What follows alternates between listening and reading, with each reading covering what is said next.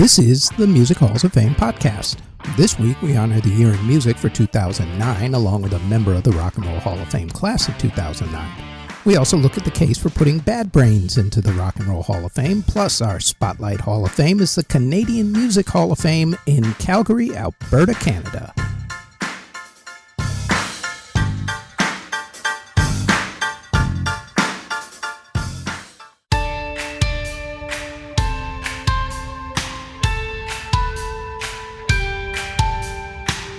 Before we get going with the podcast, like everyone tells you, please like, subscribe, and hit the notification bell so you'll know when these podcast episodes drop, which is usually every Thursday. Now, on to this week's episode.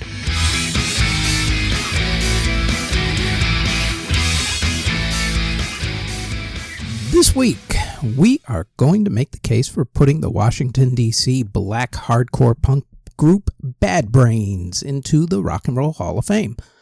The group started out as a jazz fusion band in the mid-1970s and was one of the first all-black groups to play hardcore punk and mix it with reggae and funk, starting back in the early 1980s. So, with all that said, as we normally do, to the tail of the tape we go. Starting in 1982, Bad Brains released 9 studio albums, 4 live albums, 1 compilation album, and 4 EPs, with 2007's album Build a Nation being their first album to hit the Billboard Albums chart at number 100. They also released a single, 1980's Pay to Come, which didn't chart at all, actually. While their commercial reach was generally non-existent, their influence in music is immense, partly due to the following that they built up playing at the famed punk and new wave club CBGB's down in the East Village in New York City back in the early 1980s. They influenced other punk and hardcore rock bands with black members like Living Colour, Fishbone, Seven Dust, and Rage Against the Machine, along with other bands like the Red Hot Chili Peppers, Anthrax, No Doubt, Lamb of God, The Roots, The Offspring, Green Day, Faith No More, Jane's Addiction, The Deftones, Clutch, Soundgarden, The Foo Fighters, Guns N' Roses, Nirvana, and even the Beastie Boys, since the Beasties started out as a punk rock band in New York City before they even became a hip-hop act. You may still get all of those bands' musical styles eventually, but you don't get them the way that they turned out without Bad Brains' influence, especially the Red Hot Chili Peppers. Bad Brains are one of the most influential bands of the past 40 years, bar none. And yet, they have never gotten the respect and adulation that they truly deserve. And I can think of nothing better than for the Rock and Roll Hall of Fame voters to finally induct Bad Brains into the Rock and Roll Hall of Fame this year. And to prove my point, I have put their music onto this week's podcast playlist, the link to which is in the show notes. Before we go any further, we'd like to tell you that there is now a Music History In-Depth podcast where we go more in-depth on a few of the events that happened in music history for that particular week. The Music History In-Depth podcast drops every Tuesday on YouTube or wherever you get your podcasts from, as does our Music History Today podcast, which goes over the daily events in music history. The Music History Today podcast drops daily, including weekends, on YouTube or wherever you get your podcasts. Now, back to this podcast.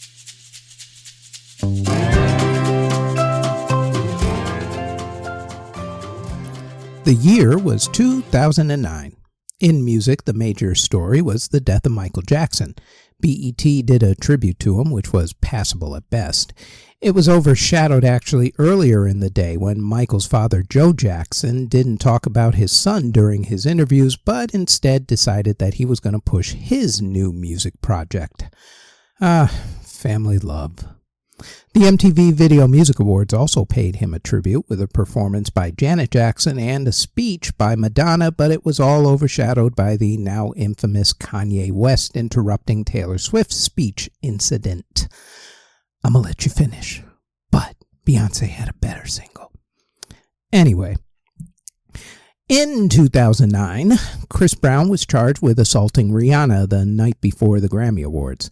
The Concert du Set concert hall opened in Copenhagen, Denmark.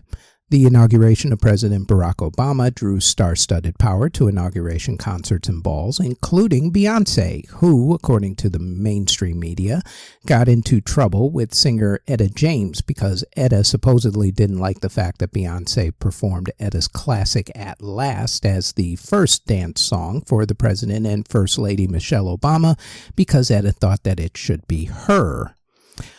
No one was quite sure what the beef was really about, or since that was actually reported in the mainstream media, whether Etta was even really angry about not being asked to sing her own song. But as you will see later, beef was definitely the word of the year.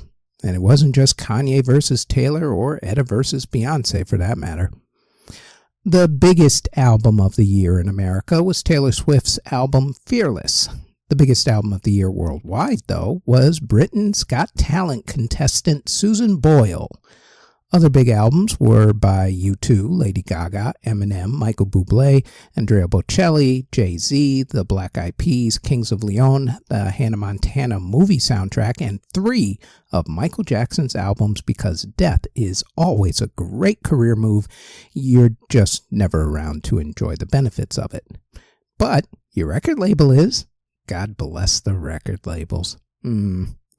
Anyway, in fact, even though he did not have the biggest selling album of the year, Michael was still the biggest selling artist of the year, selling 35 million copies of his catalog albums worldwide right after his death, along with his documentary This Is It becoming the biggest documentary of all time up to that point, making over $250 million.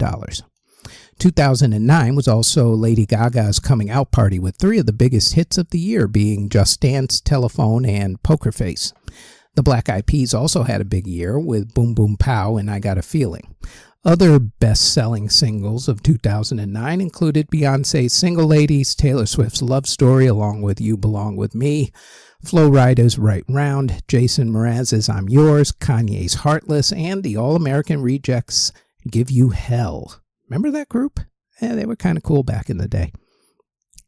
In rock music, there were new albums by Nickelback, Franz Ferdinand, Lamb of God, U2, Newfound Glory, Silver Sun Pickups, The Tragically Hip, Depeche Mode, Green Day, Marilyn Manson, Grizzly Bear, Manic Street Preachers, 311, Taking Back Sunday, Carnival, Kasabian, Killswitch Engage, All Time Low, Daughtry, The Dead Winter, Third Eye Blind, Skillet, Chevelle, The Used, Pearl Jam, 3 Days Grace, Muse, Five Finger Death Punch, Paramore, Breaking Benjamin, Alice in Chains with new lead singer William Duvall, Creed, Them Crooked Vultures, Snow Patrol, Weezer, plus solo albums from Rob Thomas of Matchbox 20 and Chris Cornell with his last solo album. In the UK, there was a campaign to get Rage Against the Machine song Killing in the Name Of to the top of the UK pop charts during Christmas week. It's called the Christmas Number One, and it is a big tradition that is usually dominated by some sugary pop song from the winner of the TV show X Factor that immediately gets forgotten about once Christmas is over, honestly. I mean, seriously, name one song. I'll wait. The wait's over. The campaign worked, and Killing in the Name Of was the number 1 song in the UK for Christmas, making X Factor host and producer Simon Cowell very, very unhappy, to which I am very, very glad. In country music, Garth Brooks came out of his self-imposed exile to start a 5-year Las Vegas residency. Big albums were released by Brad Paisley, Miranda Lambert, Martina McBride, Tim McGraw, Carrie Underwood, Toby Keith, Keith Urban, the Hannah Montana movie soundtrack, and 2 greatest hits albums from Kenny Chesney and Brooks and Dunn. Having big hit singles in 2009 for country music were Taylor Swift's You Belong With Me, Sugar Land's Already Gone, Lady Antebellum, or Lady A as they're now known as, with I Run to You, Kenny Chesney's Out Last Night, Toby Keith's God Lover, Darius Rucker's It Won't Be Like This for Long, Jason Aldean's Big Green Tractor, Alan Jackson's Country Boy, Carrie Underwood's Cowboy Casanova, Rascal Flatts' Here Comes Goodbye, George Strait's River of Love, Blake Shelton's She Wouldn't Be Gone, Keith Urban's Only You Could Love Me This Way, and the Zac Brown Band's Toes. In hip-hop, it was definitely the year of beef, as you had 50 Cent and Rick Ross, Beanie Sigel and 50 Cent versus Jay-Z, Method Man and Joe Budden, Young Jeezy and DJ Drama, Trina and Kia, and Soulja Boy and Bow Wow, who all decided to go at it because absolutely no one learned from the Tupac-Biggie beef in which both of them were dead. For instance, Joe Budden was physically attacked by Method Man's fellow Wu-Tang Clan member Raekwon a few months after that whole beef had started. Idiots. Ending beef that year were The Game and 50 Cent, while Soulja Boy tried to end his beef with the New Boys. Musically, Drake released his mixtape So Far Gone, which had Best I Ever Had on it.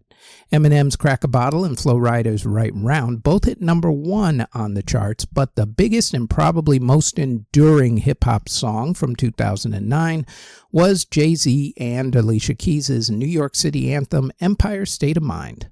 Other big hits were Jay-Z and Rihanna's Run This Town, Fabulous's Throw It in the Bag, Kanye's Heartless, Lil Wayne's Prop Queen, T.I.'s Dead and Gone, and Kid Cudi's Day and Night. Big hip-hop albums that year were released by Eminem, Jay-Z, 50 Cent, Rick Ross, Young Money, Jadakiss, Kid Cudi, Fabulous, Gucci Mane, and UGK. EDM started to become more mainstream, mainly thanks to David Guetta helping to produce the Black Eyed Peas album and his song with Kelly Rowland called When Love Takes Over, making way for other artists who want to work with EDM producers, and all of that led to the EDM explosion only a couple of years later. Big EDM albums included Deadmau5's For Lack of a Better Name, Major Laser's hit album Guns Don't Kill People, Lasers Do, The Prodigy's Invaders Must Die, Calvin Harris's Ready for the Weekend, and Moby's Wait for Me. Other dance hits besides the Black Eyed Peas' I Got a Feeling and Boom Boom Pow included Cascade's Move for Me, Dizzy Rascal's Dirty Cash, LaRoe's Bulletproof, Axwell and Ingrosso's Leave the World Behind, Deadmau5's EDM classic Ghosts and Stuff, Cascada's Evacuate the Dance Floor, Fedde Le Grand's influential dance track Put Your Hands Up for Detroit, I Love This City, David Guetta's Memories and his hit Sexy Bitch with Akon, Boys Noise's Jeffer, Christine W's Be Alright, while Lady Gaga, of course, owned the dance floor with her 3 big hits. The top 10 DJs on DJ Mag's Top 100 DJs poll for the year were Armin van Buuren, Tiesto, David Guetta, Above and Beyond, Paul Van Dyke, Deadmau5, Ferry Corsten, Marcus Schultz, Gareth Emery, and Sander Van Doorn. In Latin music, the biggest artists of the year included Aventura, who had the biggest album, Banda El Recodo, which had the biggest single, Wisin and Yandel, Luis Fonsi, Vicente Fernandez, Daddy Yankee, El Trono de Mexico, Nesty, Ricardo Arjona, and Tito El Bambino. On May 12, 2009, at a White House event celebrating poetry, Lin-Manuel Miranda tried out an idea that he had by rapping about Founding Father Alexander Hamilton. The response that he received inspired him to flesh out his idea some more, and of course, that idea became the blockbuster Broadway sensation Hamilton, which came to Broadway in 2015. Meanwhile, on Broadway itself, the 2009-2010 Broadway season was the first season in which total box office grossed over $1 billion. That's with a B. United States money, of course. Musicals or revivals of musicals that opened in 2009 included 9 to 5 the musical, Bye Bye Birdie, Fella about sensation Fela Kuti, Guys and Dolls, Irving Berlin's White Christmas, Hair, Memphis the Musical, Rock of Ages, and West Side Story. Musical films that came out in 2009 included Hannah Montana the Movie, Nine, Notorious, Alvin and the Chipmunks, The Squeakquel, a remake of the movie Fame, and the animated Disney movie The Princess and the Frog. Bands who formed in 2009 included Alabama Shakes, AWOL Nation, Basement, Diddy Dirty Money, Duck Sauce, Foster the People, Icona Pop, 21 Pilots, Macklemore and Ryan Lewis, Nick Jonas and The Organization, and Zed's Dead.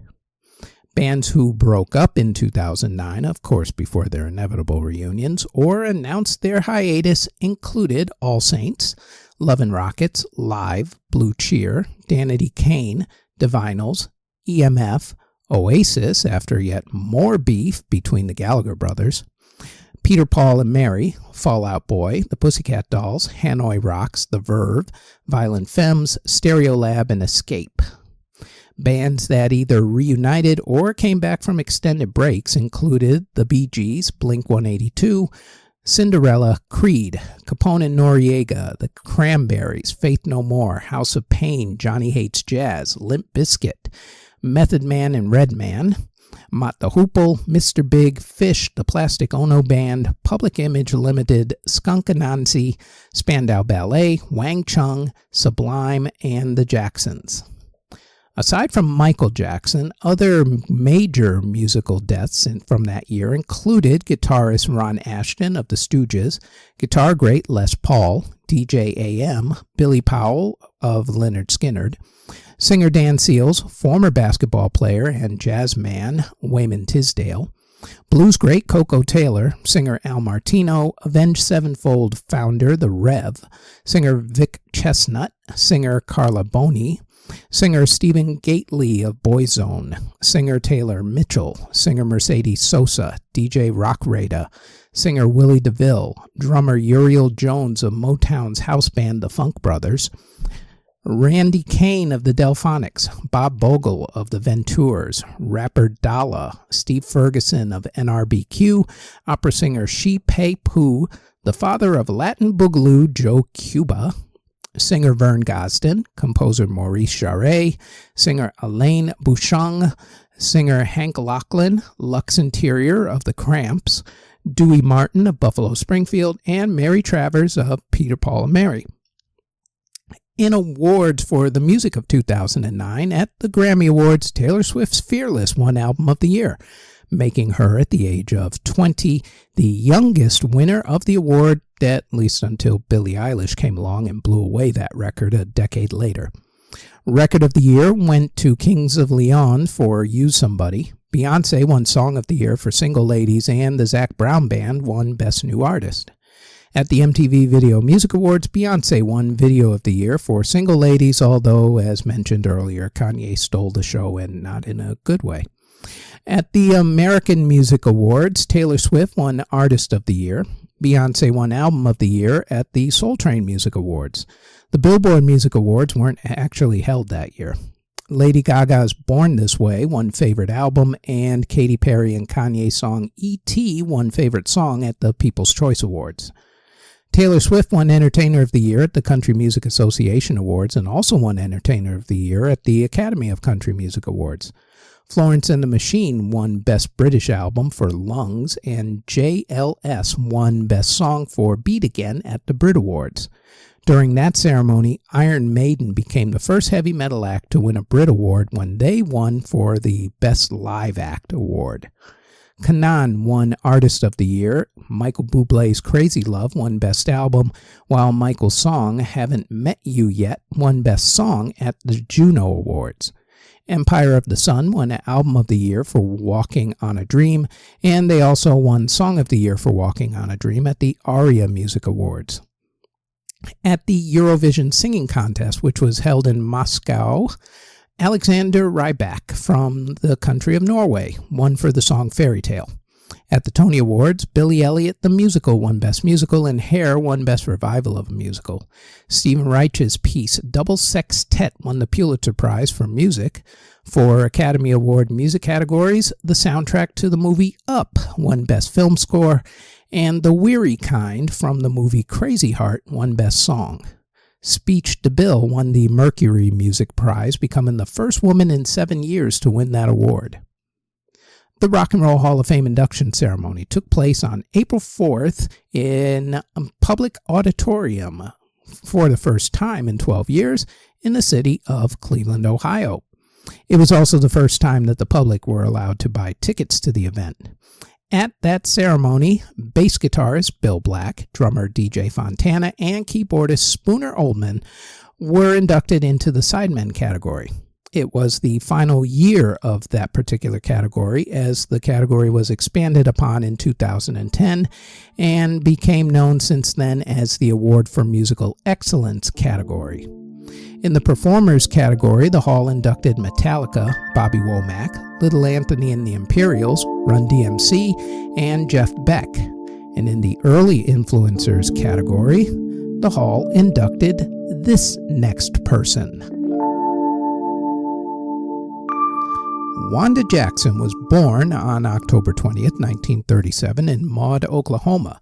When she was 5, her family moved to Los Angeles, California in order to make a better life for themselves. When she was 6 years old, Wanda's father, who was a musician, taught Wanda the guitar, as she had been singing since she was practically out of the womb.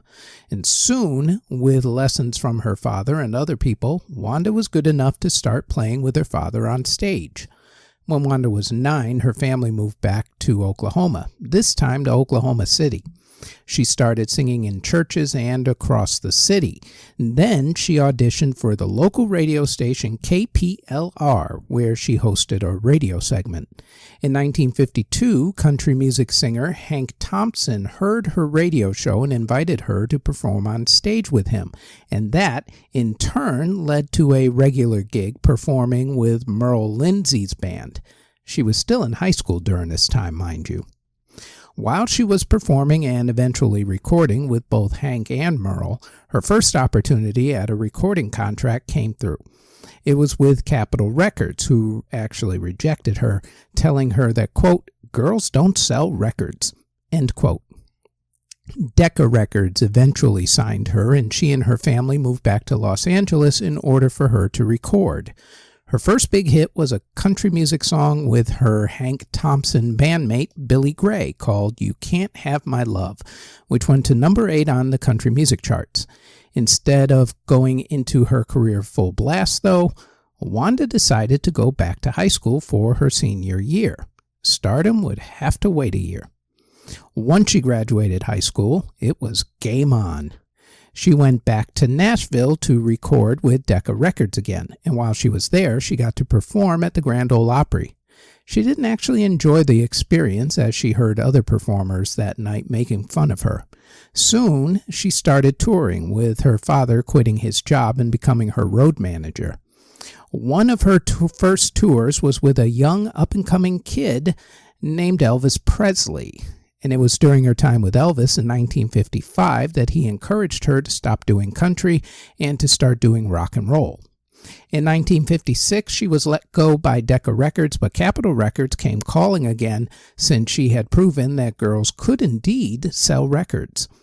During her first recording session with Capitol, she recorded a song called "I Gotta Know," which combined country and rock and roll. The song became a hit, getting to number 15. Between 1956 and 1960, Wanda straddled the line between the country and rock worlds, mainly doing rockabilly songs. In fact, rockabilly became her stock in trade and one of the main reasons why she was inducted into the Rock and Roll Hall of Fame, with her rockabilly success leading to tours all over the world. The 1960s saw Wanda get married. The decade also saw her go back to country music, as rock and roll started falling out of favor, at least until Four Lads from Liverpool helped to jumpstart the genre in the mid-1960s.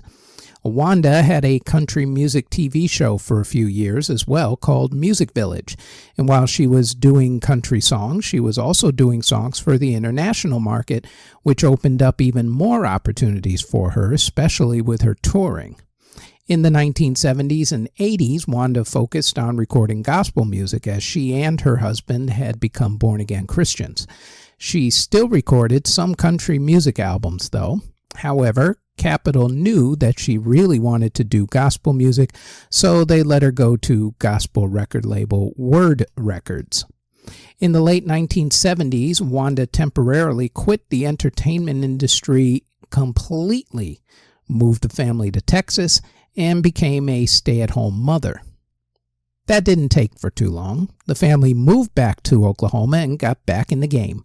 She also started riding the rockabilly revival wave of the 1980s, right up until the late 2010s when she decided to finally retire from recording and touring, having suffered a stroke in 2018. She did manage to create some great work with artists such as Jack White during that past decade, though. Wanda Jackson is known as the Queen of Rockabilly and was one of the first female rock and roll performers. Female artists as well cite her as a major influence on them, including Pam Tillis in the country genre and Rosie Flores in the rockabilly genre. Bruce Springsteen and Bob Dylan have also said that Wanda was a huge influence. Elvis Costello was so influenced by her that he penned a letter to the Rock and Roll Hall of Fame in support of her being inducted. Wanda Jackson has released 44 studio albums, 4 live albums, 2 box sets, and 37 compilation albums. She also released 81 singles, with much of her chart success coming in the 1960s and 70s.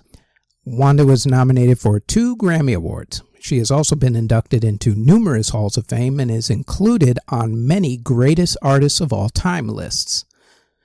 Presented for induction by singer-songwriter Rosanne Cash. Wanda Jackson, inducted into the Rock and Roll Hall of Fame class of 2009 as an early influencer, and we have put a selection of her music onto this week's podcast playlist, the link to which is in the show notes.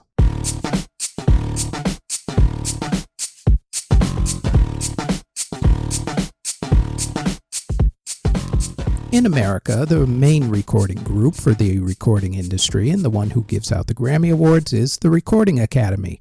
Its Canadian equivalent is the Canadian Academy for the Recording Arts and Sciences, and their version of the Grammys are, of course, the Juno Awards. In 1978, the Canadian Academy started inducting groups into the Canadian Music Hall of Fame. The physical hall was opened in 2016 as a part of the National Music Center on Level 5 of Studio Bell on 850 4th Street Southeast in Calgary, Alberta. The center is open Thursday to Sunday, 10 a.m. to 5 p.m. The price of admission is to pay what you can. And as with everything these days, of course, check with their website for updated hours of operation. StudioBell.CA is its website. Unlike the Rock and Roll Hall of Fame, which normally has 6 or more artists inducted, depending on various category committees, the Canadian Hall usually only inducts one group into its hall per year. In fact, it's only inducted more than one artist per year 6 times since 1978, although they have begun to do that again very recently.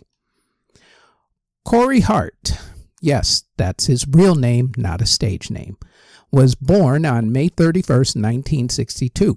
He started out in the entertainment industry as a child singer at the age of 11 when he sang for legendary singer Tom Jones. He also sang in the World Popular Song Festival in Tokyo, where he made connections with people like Grammy Award-winning singer-songwriter Christopher Cross. Back in Canada, he continued singing and went deeper into songwriting, and on a whim, he contacted Billy Joel when Billy was in Montreal for a concert to see about getting some help making demo tapes. Billy was so impressed with Corey that Corey ended up going to Long Island, New York to cut his demo tape with Billy's backup band. Finally, when Corey turned 20 and after years of rejections, Corey finally got a recording contract with Aquarius Records. Corey's first album was called First Offense, released with 2 Canadian versions on November 11th, 1983. At first, the album didn't do too well. It started to pick up a little steam in Canada after a bit, but it was DOA in America. Aquarius Records even had problems finding representatives in America to push the album. But then they wisely decided to release the song Sunglasses at Night on January 21st, 1984. That song, with its now classic cheesy 1980s video, hit number 7 on Billboard's Top 100 Singles chart, was the 36th biggest single of 1984 and became a staple on 80s classic radio streaming stations worldwide. It also went top 40 in 4 other countries, including Canada. The album First Offense finally got its American release in 1984 and got as high as number 31. Back in Canada, the album and the single garnered Corey 4 Juno Award nominations, winning for Best Video. The follow-up single, It Ain't Enough, hit number 4 in Canada and number 17 in America. Corey's second album, Boy in the Box, was released on June 14, 1985. The album sold very well in Canada and got Corey 4 top 30 songs in Canada. Boy in the Box hit number 7, Everything in My Heart hit number 1, and Eurasian Eyes hit number 1.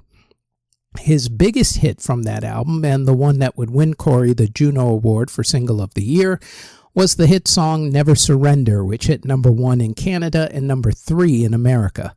The previously mentioned songs from this album that did well in Canada did not do too well in America, with Boy in the Box getting to number 26 and Everything in My Heart hitting number 30. After that, Corey had 5 more top 40 singles in America. 3 from his 1986 album Fields of Fire, 1 from his 1988 album Young Man Running, and 1 from his 1990 album Bang. In Canada, though, his career was a completely different story. In total, Corey had 31 top 40 singles. Out of those, 10 went top 10, including one as recently as 2018, with 3 of those 10 hitting number 1.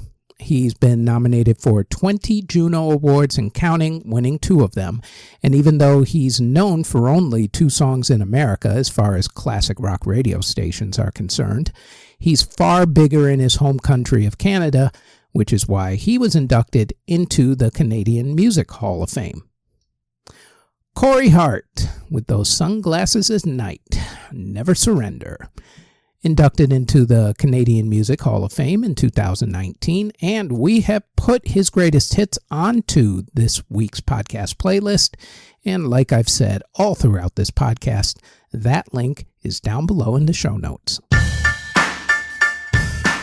The Music Halls of Fame podcast is part of the Music History Today network, which can be found under Music History Today on Spotify, Apple Music, Amazon Music, iHeartRadio, or wherever you get your podcasts from, and also on our YouTube page under Music History Today. Thank you very much for listening.